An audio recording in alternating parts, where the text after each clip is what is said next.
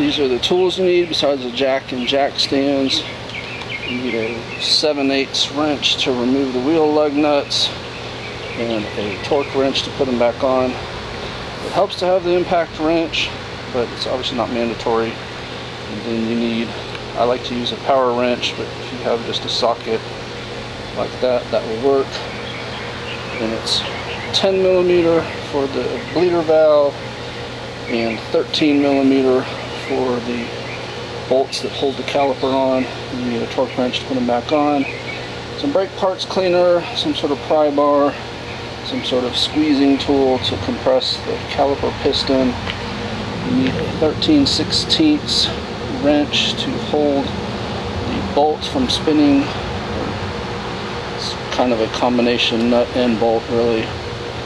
And then you need some copper anti-seize, some silicone brake lubricant, and then I use some regular anti-seize on the lug nuts. That's optional, but I think it helps with lug nuts like these that are torqued so tightly. And also a plastic tool to pry off the hubcap centers. And you need something to bleed brakes. What I use is just an empty brake fluid bottle with a hole drilled in the top, plus a vent hole for the air. If you don't do that, you'll find out why you need it the first time you bleed brakes. And I want to say that's a 5/16 hose, just a clear hose so you can see the fluid coming through. Did an oil change on my mother-in-law's truck, and I noticed this brake master cylinder. There's the full and there's the minimum line. You see it's dropped quite a bit. So if this is happening and you're not seeing brake fluid leaking out somewhere, which we're not, this is a good way to know that your brake pads are wearing out. And so I'm going to go ahead and do a 4-wheel disc brake change on this truck. This is a Chevy Silverado 1500. The process should be pretty much identical on all of the General Motors larger trucks and SUVs. The 2500 models are probably going to have different torque specifications, but the process should be very similar.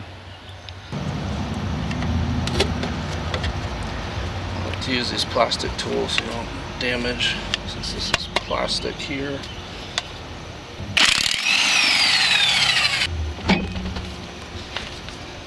Put some anti-seize on here when I reinstall them. You see a little bit of rust, not too bad, but it helps them go on and off a lot easier. And just eyeballing in there, it looks like these are worn out and ready to be replaced. So it's probably good that I caught this when I did, or she'd be gouging up the rotors and have additional expense to replace those. And anytime I take a tire off, I always like to roll it and check the tread, make sure there's no nails or any other damage, uneven wear, that sort of thing that either I can fix or tell the vehicle owner about and let them decide if they're going to fix it, but at least they know. There's a bolt there, a bolt on the bottom that we need to remove, and that will allow us to slide off this caliper and access the pads underneath. You don't want to let this hang when you take it off. You got to secure it somewhere. You see this truck has a real beefy leaf spring here that I can set it on and strap it down to. And just while I'm under here, I always like to look at everything else, and again, if it's my vehicle, then I'm aware of it. If it's a friend's vehicle, and I can tell them about it and they can decide what to do. Like for example here, the rear shock is rusted pretty bad there. Looks like it's chipping paint and so forth. So that probably needs to be addressed. This vehicle has 70,000 miles on it, so the brakes kind of make sense that they need to be done. The shock may or may not make sense at that mileage. 13/16 that's going over that.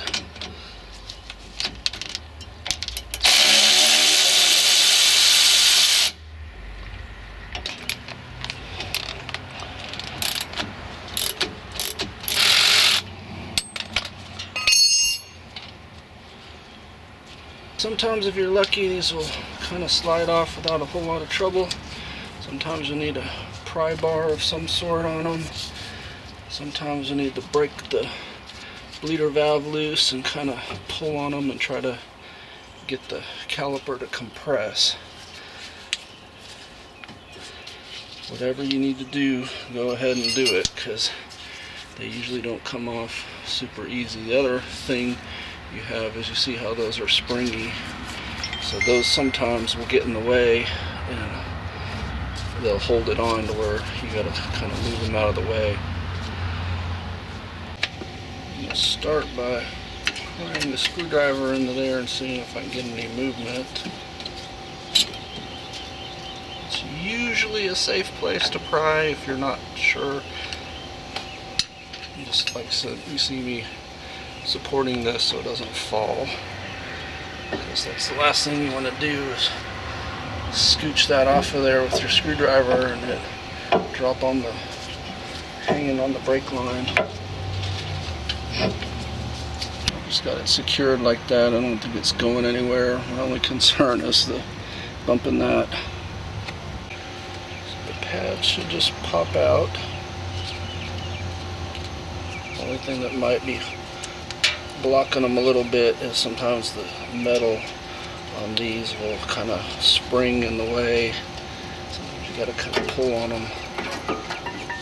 But yeah, you can see that sucker is gone. Pay attention to is inner and outer pad. Some cars there's no difference, and some cars they are very specifically an inner and an outer pad.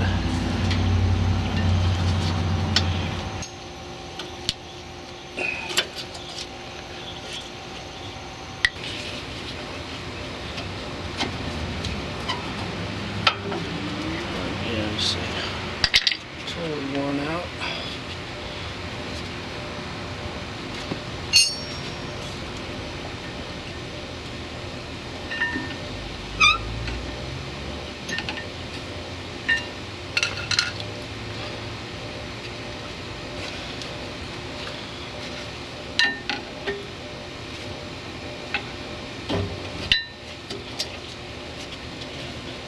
Totally worn out.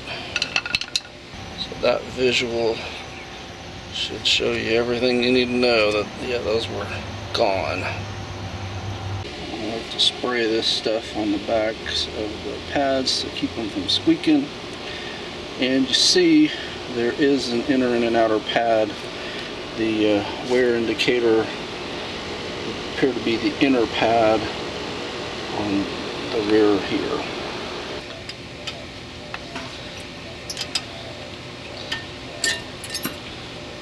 Rusted.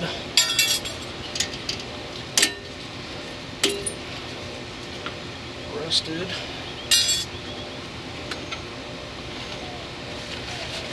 Not horrible. The grease is blackened.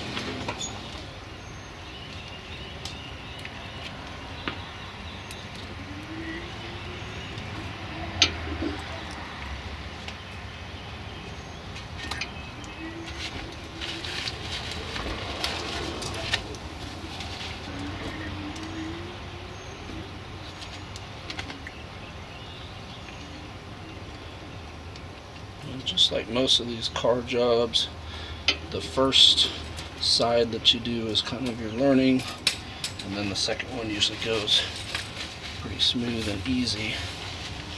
Again, try to get a little bit of a couple of anti-seize in there.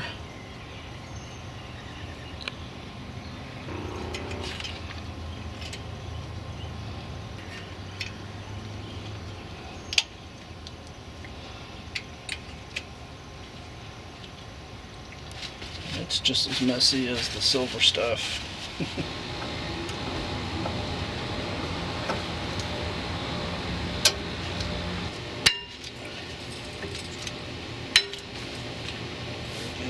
Now we have to get that piston compressed back into here to fit over the new pads, and there's a couple ways you can do it.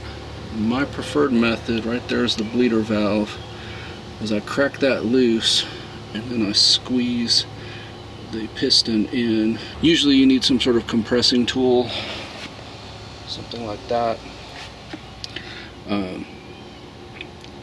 The reason I do it from the bleeder valve is actually a couple reasons. One, that way when you're compressing this, the old fluid just runs out of the bleeder valve, and then, at least hypothetically speaking, you're getting a little bit newer, a little bit fresher fluid back into here, because the fluid that's in here gets heated up repeatedly while you're braking.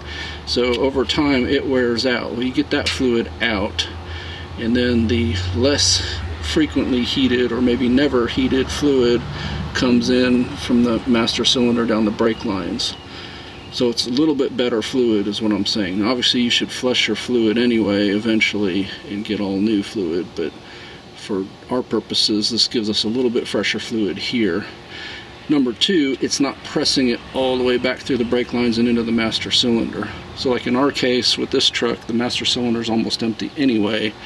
It's not a big deal. But if you have a full master cylinder and you do that, it overflows, so you got to drain some out of your master cylinder.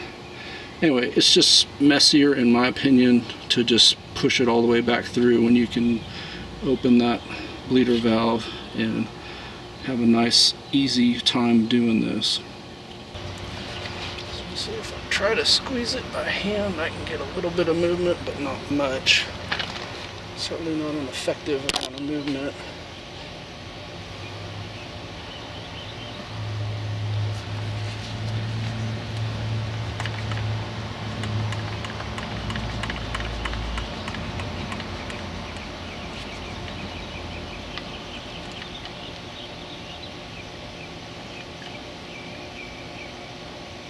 See that compress nicely.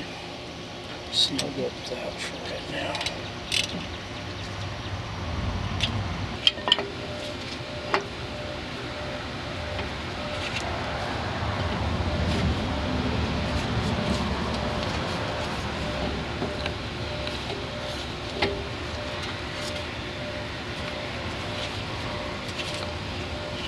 Again, we'll put one bolt in and get it finger tight at least, so we know this isn't falling.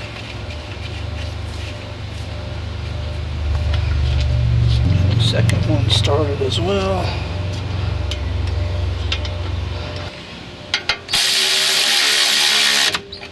I like to bottom these out with the power tool and then torque them with the torque wrench. This will not torque them to spec. It won't even get them close. Come to the spec, which this one is 38.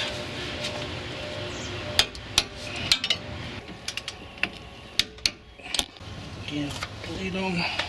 Loosen it just enough where the fluid is starting to come out on its own. I'll go pump the brake pedal a couple times to the floor and then release slowly about 3 or 4 times.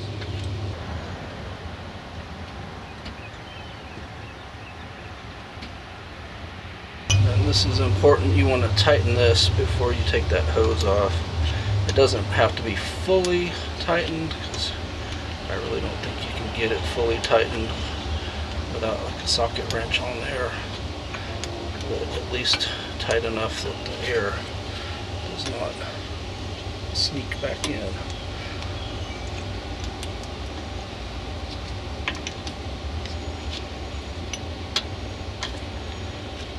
And yes, you're supposed to use one of these wrenches, but the way they've got this one designed, you can't really get it in here and turn like you can with a flat wrench. So, poor design on Chevy's part. Okay, so that's pretty snug. Try to pinch this off and get the fluid into the bottle, not onto the ground. And I like to give it a final torque with a good socket so it's real tight. And you can spray it all down with brake cleaner if there's any mess left over. This one probably does need a little quick spray. Looks like I got some brake fluid and grease where it doesn't need to be. So I'll put a little bit of anti-seize on these. just to keep them smooth since they're torqued down so tight. An impact wrench wouldn't even remove them. You see there's a little bit of rust on them. So keep them going smooth.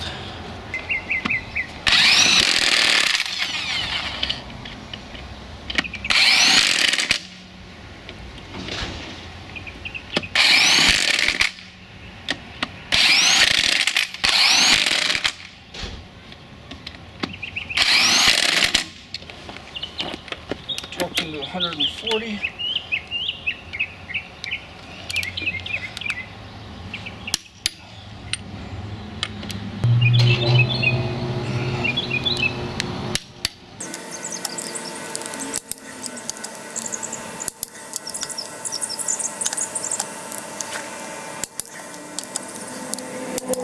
This is one of those automotive engineer things that I just never totally understand. So when I went to put the other one back on, thankfully I didn't break anything. I finally figured it out. But there's one tab like this that has to line up in the proper slot on the wheel or it won't go in.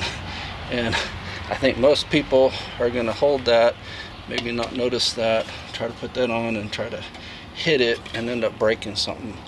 And to me, they should never design parts that are like that to where you can break them that easily, because that's just a little plastic tab, and if it's not lined up, and it's not lined up anywhere, it has to be in a specific slot, so all these other slots won't work. And so if you have it where this is lined up correctly as far as these slots go, when you hit it, you're going to break that tab off, which that tab may or may not affect how well it seats, but still, it's just, to me, that shouldn't happen. Remember to line that up with the slot, and of course when you do that, all these will align as well, and it'll go in that easy. If you have any resistance at all, it's not lined up properly.